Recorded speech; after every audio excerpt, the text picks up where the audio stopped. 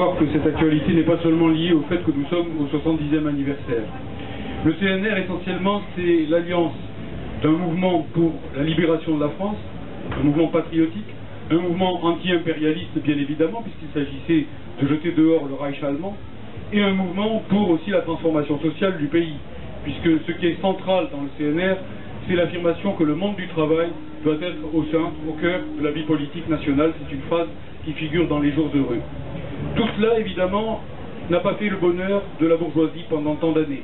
Pendant tant d'années, grâce à la force d'ailleurs du Parti communiste, qui, je vous le rappelle, à la sortie de la guerre, était proche des 30%, eh bien, la bourgeoisie a dû supporter un pays capitaliste, certes, personne ici ne nie que la France est restée à l'époque un pays capitaliste où l'exploitation était dure à l'égard des travailleurs, mais un pays capitaliste dans lequel il y avait des services publics, un pays capitaliste dans lequel il y avait une protection sociale étendue, un pays capitaliste qui avait une certaine indépendance nationale, par conséquent un pays capitaliste dans lequel la classe ouvrière avait conquis sa place et n'était plus traitée comme une esclave, comme c'était encore le cas avant le Front populaire, avant 1936. Donc c'était ça au fond, c'est cette alliance que nous résumons en disant l'alliance des deux drapeaux. Le drapeau de la nation, le drapeau tricolore, celui qui était brandi à l'époque par le vrai Front National. Je vous rappelle que Front National, c'est le Parti communiste qui l'a créé, Front National pour la liberté et l'indépendance de la France. Et de notre côté, évidemment, bien sûr, autour de personnalités comme Ambroise Croizat, comme Jean-Pierre Timbaud, comme tous les grands militants communistes qui sont, pour certains d'entre eux, morts, tombés morts ou torturés sous les balles, sous la structure nazie, eh bien un mouvement qui voulait développer effectivement le progrès social sous toutes ses formes, y compris en allant très très loin, puisque dans les jours heureux, le programme du CNR, il est écrit en toutes lettres que les moyens de production monopolisés par les puissances capitalistes doivent retourner à la nation. C'était donc bien la nationalisation des grands moyens de production et d'échange, antichambre du socialisme, qui était au cœur du CNR. Par conséquent, pour moi, communiste, le CNR, eh bien, je ne le regarde pas comme quelque chose d'extérieur. Je ne me dis pas, tiens, le CNR, c'était une alliance où le parti a dû faire toutes sortes de concessions, où il a dû, le pauvre, baisser la tête pour obtenir ceci et cela.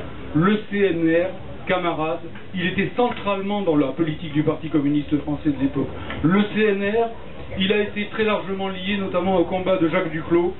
Jacques Duclos, qui par l'intermédiaire de Pierre Villon a très largement inspiré, pour ne pas dire dicté, les jours heureux, qui sont très largement inspirés par une idéologie, disons, de type collectiviste au meilleur sens du terme, républicain et collectiviste. En fait, c'est déjà pour cette raison-là que le CNR nous semble extrêmement important.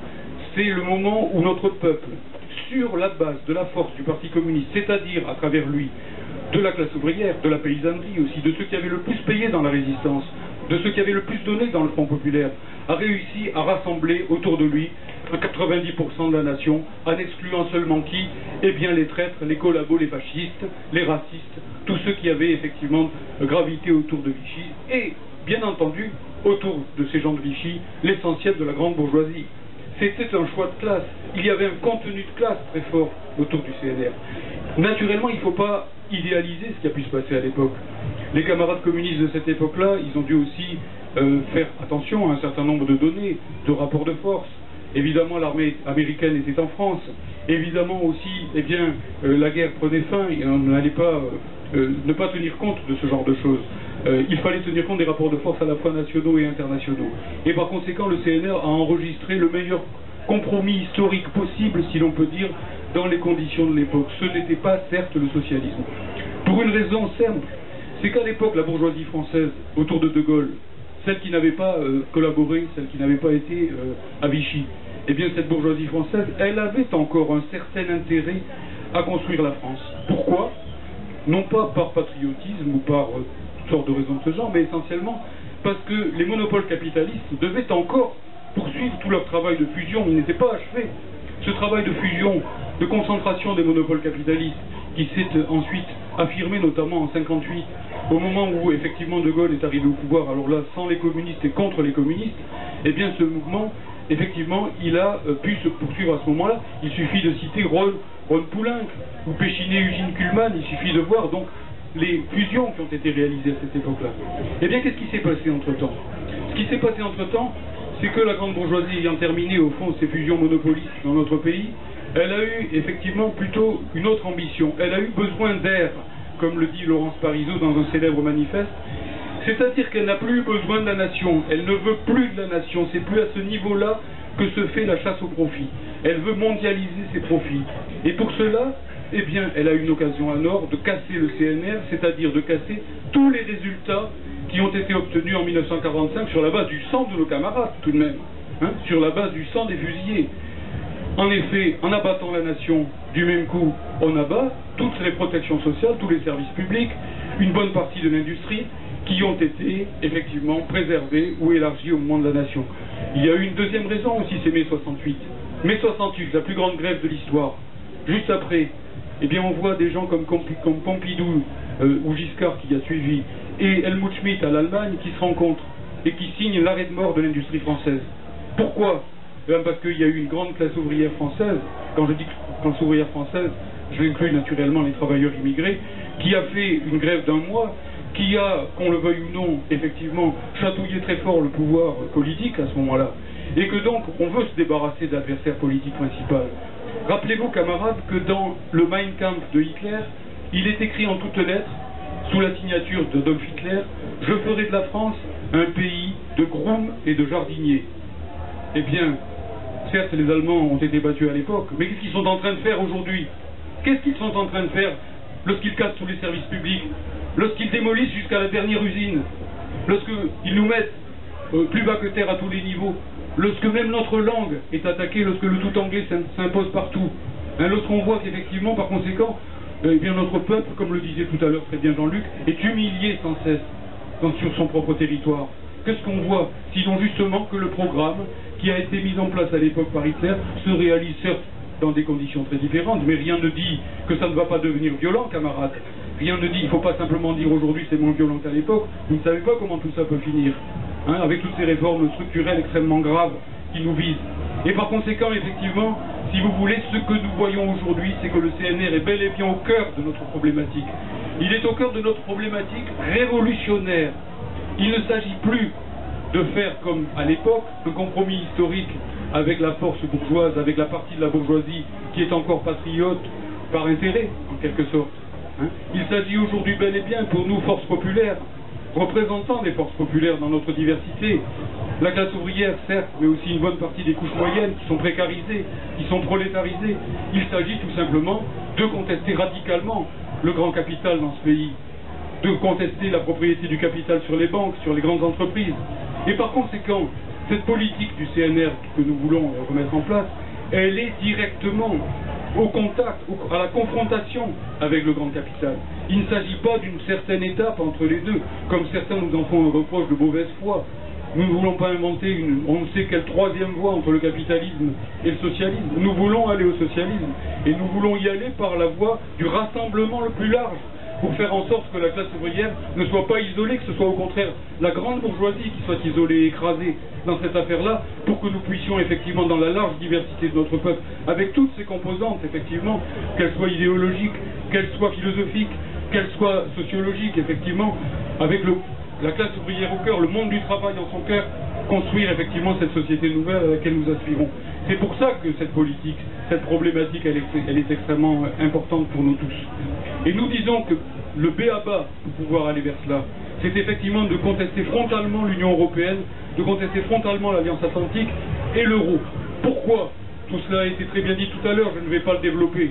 Mais enfin, aujourd'hui, quelle est la stratégie centrale de la grande bourgeoisie, de notre adversaire de classe?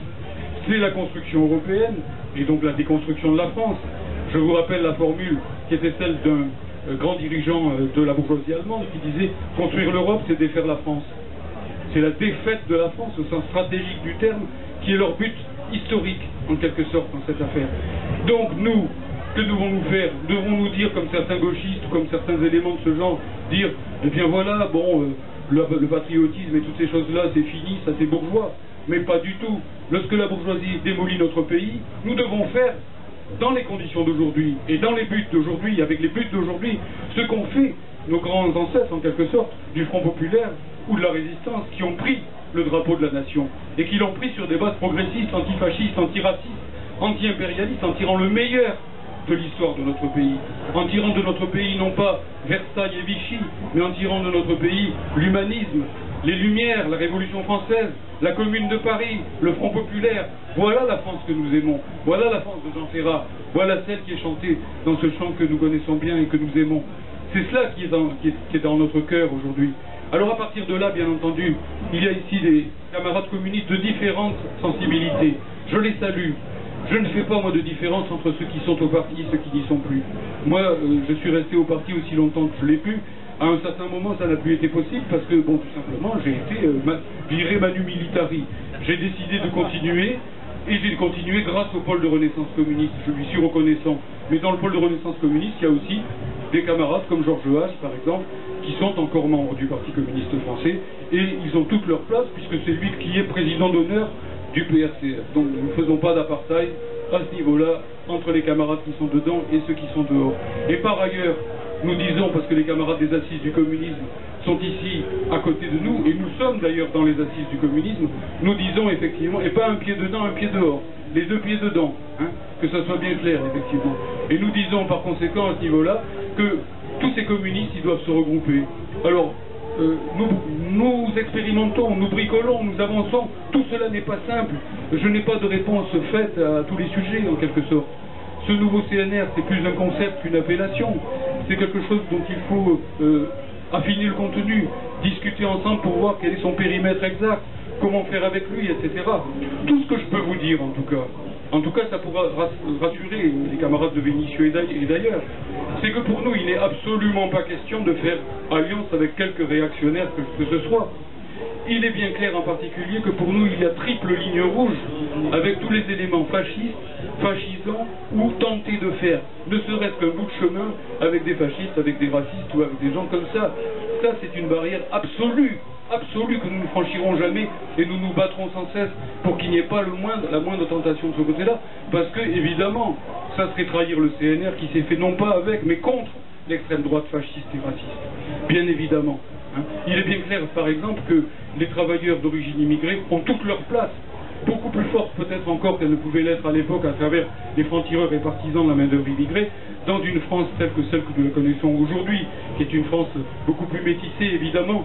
Et moi je dis qu'effectivement ces nouveaux patriotes, nous les attendons et nous leur tendons la main. Je défends beaucoup la langue française et je souris quelquefois quand je vois les bourgeois, quelquefois les jeunes bourgeois de la banlieue ouest qui lors des fêtes du 14 juillet chantent presque tous en anglais. Hein. Et qui fait vivre le français dans les banlieues? Sinon, beaucoup de jeunes chanteurs d'origine immigrée qui utilisent le français dans le rap pour des chansons contestataires. Par conséquent, c'est cette France-là, moi, qui m'intéresse dans une large mesure et qui est le support de l'avenir. Alors la question est venue, notamment donc, du Front de gauche, la question est venue des élections municipales, par exemple, ou la question est venue des européennes. En trois mots, bon, sur la question du Front de gauche, lorsque nous voyons qu'il y a dans le parti de gauche, lorsque nous voyons qu'il y a dans le Parti communiste français un certain nombre de gens, et de plus en plus nombreux semble-t-il, qui se posent la question de l'euro, qui se posent la question de l'Union européenne, est-ce que nous allons leur dire, vous êtes dans un parti qui accepte l'Union européenne, donc on ne veut pas discuter avec vous, on ne veut pas agir avec nous? Mais pas du tout, bien au contraire. Union, action, c'est l'action qui compte, c'est le terrain de l'action, c'est le terrain des convergences d'action, et c'est comme ça que d'ailleurs on mettra en difficulté les bureaucrates qui veulent empêcher le débat. Quand il y aura débat, quand il y aura action, qui sera en difficulté? Est-ce que ce sera nous ou est-ce que ce seront ceux qui travaillent pour l'Union européenne? La réponse est vite trouvée. Ça c'est donc le premier point. Par conséquent ici, notre politique c'est celle de la main tendue à tous les militants, qu'ils soient du Front de gauche, du Parti communiste français, etc., qui, et nous le disons en toute fraternité, en toute sincérité, veulent effectivement se battre véritablement contre l'adversaire. Elsa Triolet disait que les barricades n'ont que deux côtés. Eh bien voilà, aujourd'hui il y a ceux qui sont pour l'Union européenne, l'euro, l'OTAN, la guerre en Syrie, les guerres impérialistes qui n'en finissent pas et ainsi de suite, et puis il y a ceux qui sont contre, et c'est effectivement bienvenu à tout cela. Bienvenue à tout cela, pour autant bien entendu qu'ils ne feraient pas, car là je rappelle la ligne rouge, ils ne feraient pas de quelque façon que ce soit avec l'extrême droite raciste. Deuxième point évidemment, les municipales. Mais nous ne sommes pas des nihilistes. Nous souhaitons bien sûr qu'il y ait un maximum de municipalités tenues par le PCF qui continuent à exister dans ce pays. Nous ne voulons pas abattre ce genre de choses. Bien au contraire, tout cela, ce sont des points d'appui importants. Mais la bataille pour nous, elle n'est pas là. La bataille pour nous, elle est sur le contenu. Sur quel contenu va-t-on faire ce genre de choses? Là où il y aura des alliances, c'est bien qu'elles se fassent, mais qu'elles se fassent sur un contenu contre les métropoles, pour effectivement donc la défense des services publics, pour la défense du produire en France, pour toutes ces choses-là. Et bien là-dessus, si c'est le contenu qui prime, il faut absolument que nous nous rassemblions. Et enfin, bon, sur la question du boycott des élections européennes, nous sommes clairement pour le boycott des élections européennes, parce que nous l'avons fait déjà la fois précédente. Nous l'avons mené d'une façon extrêmement militante, et nous avons constaté que nous avions un large écho dans le peuple, y compris parmi beaucoup d'électeurs communistes qui en ont marre qu'on les mène en bateau de ce côté-là. J'entends parfaitement donc ce que dit ici Marie-Christine, et en même temps, si vous voulez, je dis qu'il ne faut pas mélanger tous les niveaux. Quand nous créons, quand nous construisons cette alliance autour du nouveau CNR, qu'on l'appelle comme ça ou qu'on l'appelle autrement, peu importe ici, il faut travailler sur les contenus essentiellement. Eh bien, nous ne devons pas forcément tout mettre dans le même panier au même instant. C'est-à-dire que, bon, il y aura ceux qui se battront à nos côtés pour le boycott de ces élections européennes, et pour moi, ça sera un grand acte révolutionnaire, parce que ce qu'il faut, effectivement, c'est que les peuples de l'Union européenne, comme le dit le Parti communiste de Grèce, s'insurgent. Vous vous souvenez de la grande banderole qui était sur l'Acropole, lorsque les communistes grecs ont mis une grande banderole en grec et une autre qui était écrite en anglais. J'aurais préféré qu'elle soit écrite dans toutes les langues de l'Union européenne, mais ça aurait été un peu difficile. Et où il était écrit « Peoples of Europe, rise up », c'est-à-dire « Peuple d'Europe, insurgez-vous ». Eh bien, nous les aiderons, ces peuples d'Europe, à s'insurger, si nous les aidons à s'arracher à cette institution pseudo-démocratique qu'est l'élection européenne. L'élection européenne, aujourd'hui, elle n'est pas conçue pour apporter la parole des peuples vers l'Europe, elle est conçue pour tenir les peuples dans le cadre de l'Union européenne, en leur faisant prendre des vessies pour des lanternes, en leur faisant croire qu'on peut construire une Europe sociale, une Europe démocratique, écologique, et ainsi de suite. C'est-à-dire un mensonge, puisque l'Europe est une dictature. L'Europe est une dictature. L'Europe supranationale n'est rien d'autre qu'une dictature supranationale dirigée par Berlin, dirigée par les États-Unis, dirigée par les collabos du MEDEF dans notre propre pays. Et par conséquent, effectivement, si vous voulez, nous devrons détacher les travailleurs de cette structure par tous les moyens possibles et imaginables. Mais cela dit, il y aura peut-être des camarades qui feront un autre choix. Eh bien, les rythmes politiques dans la vie ne sont pas toujours les mêmes. On avance comme on peut et à partir des expériences diverses. Et il ne faut pas pour autant que les convergences qui sont créées, par exemple au niveau des assises du communisme, il ne faut pas que les convergences qui sont créées au niveau du nouveau CNR soient nécessairement mises en péril par les problèmes électoraux qui se posent à tel ou tel moment. Il y a des rythmes différents à ce niveau-là. Il faut faire preuve de tact à tous les niveaux pour préserver tout ce qui est précieux, tout ce que nous avons construit d'une manière ou d'une autre. Par conséquent, moi je vous dis très clairement, camarades, ici c'est bien, nous faisons de la politique aujourd'hui. Nous faisons vraiment de la politique. Et comme vous l'avez vu, sans langue de bois, nous n'avons pas forcément tous les mêmes points de vue. Et alors, ce qui compte, ce n'est pas la divergence. Je suis marxiste, la contradiction est la racine de toute vie et de tout mouvement, comme disait Hegel. Ce qui compte, ce n'est pas qu'on ait des contradictions, ce qui compte, c'est l'attitude qu'on a par rapport à nos contradictions. C'est la façon dont on les gère pour construire dans une pluralité une convergence qui sera d'abord, pour moi, la convergence des communistes, qui sera par ailleurs, parce qu'il faut reconstruire un vrai parti communiste dans ce pays, c'est vital, sinon la France crèvera, le monde du travail sera transformé en esclave. Mais par ailleurs, il faut effectivement aussi la convergence des vrais républicains, des vrais patriotes, au sens que nous l'avons dit tout à l'heure. Moi, je distingue le patriotisme du nationalisme. Le nationalisme, c'est le désir de dominer les autres peuples. Je suis pour la défaite même des impérialistes, y compris de mon propre pays, quand ils vont opprimer un autre pays. Et en même temps, ça ne m'empêche pas, bien au contraire, de défendre mon peuple et mon pays, parce que ce sont précisément les impérialistes de mon pays qui en sont les principaux ennemis. Et donc, quand je défends mon pays et que je suis patriote, eh bien, j'affronte la classe capitaliste qui est en train de détruire ce pays. Lorsque je défends actuellement, je combats la guerre en Syrie, la guerre au Mali, etc., je ne la combats pas seulement, même si je la combats aussi pour défendre le peuple malien, pour défendre le peuple syrien. Je combats aussi pour défendre le peuple français, car Marx avait bien raison de dire qu'un peuple qui opprime d'autres ne saurait être libre. Et que donc, si je veux la liberté de mon peuple, je ne veux pas que mon peuple soit opprimé, et je ne veux pas non plus qu'au nom de mon peuple, on opprime d'autres peuples. Voilà camarades, merci beaucoup.